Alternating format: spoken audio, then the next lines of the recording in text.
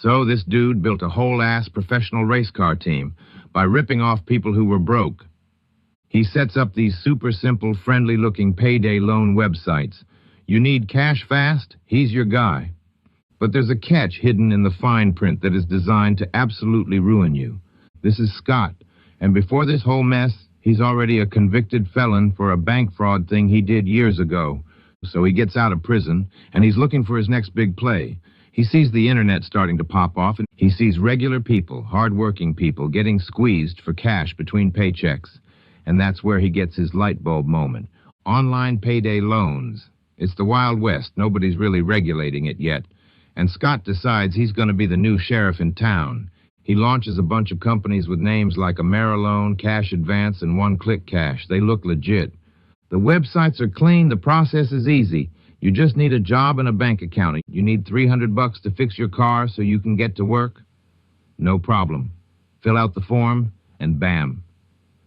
The cash is in your account the next day. You feel saved, but you're not. You just walked into a trap. Here's the genius, evil part. The part Scott calls the Tucker TKO.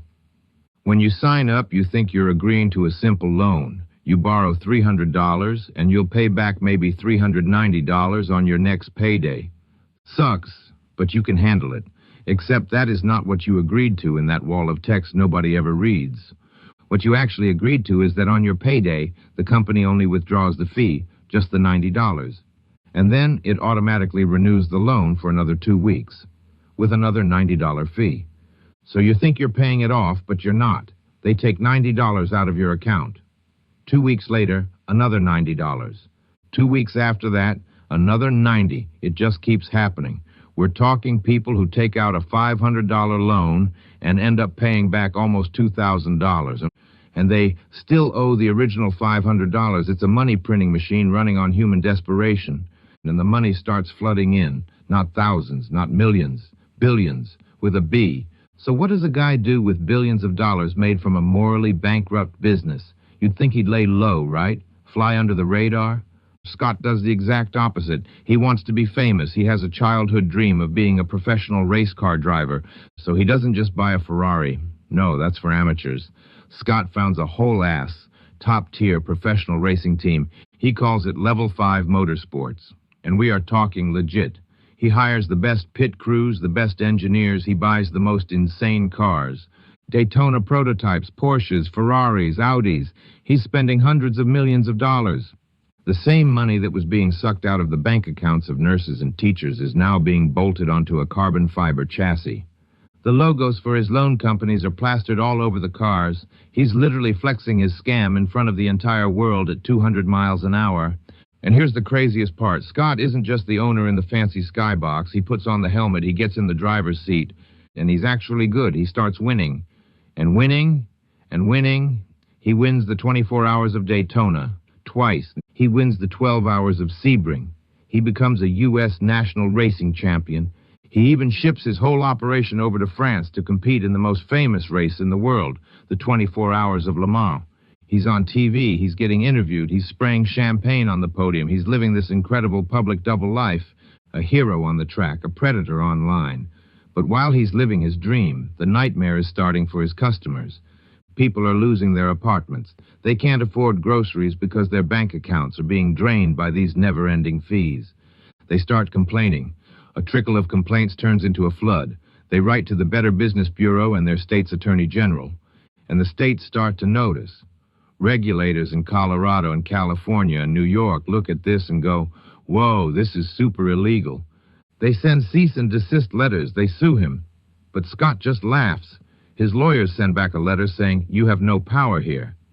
He claims that since the business is online, he isn't technically operating in their state. He just ignores them and keeps the money machine churning. So the states get angrier, and they start closing in for real. They're about to shut him down. Scott knows he's cornered. He needs a get-out-of-jail-free card.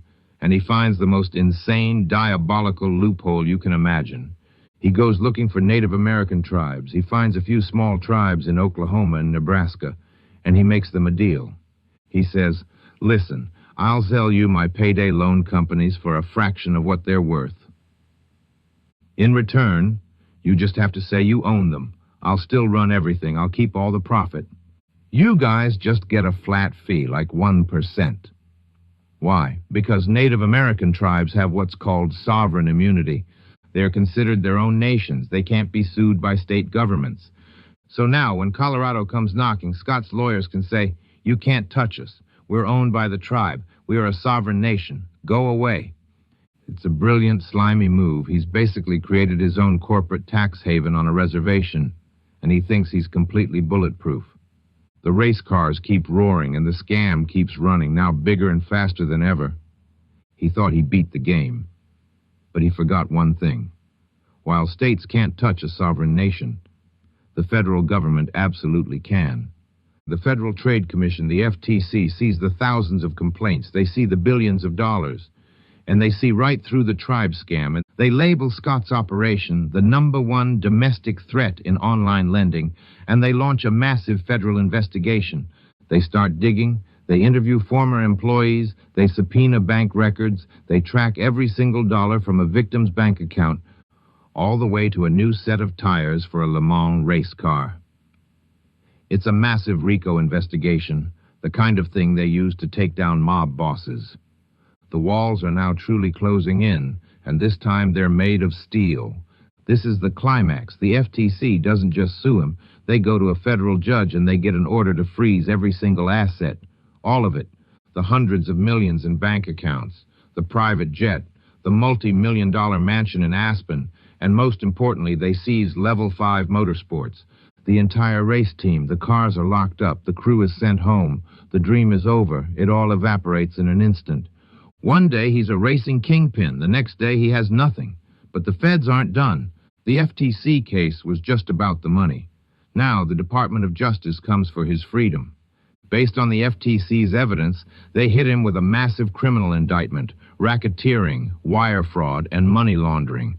We're talking about charges that could put him away for life. The FBI shows up at his door and Scott Tucker is arrested. The trial is a media circus. The prosecution lays it all out. They bring in victims who tell the jury how a $300 loan destroyed their lives. They show the flow charts connecting the stolen money directly to the racing team. Scott's defense is the same old story. The tribes own the business, not me. But the jury sees right through it. They see the emails. They hear the testimony. They see the mind-boggling greed.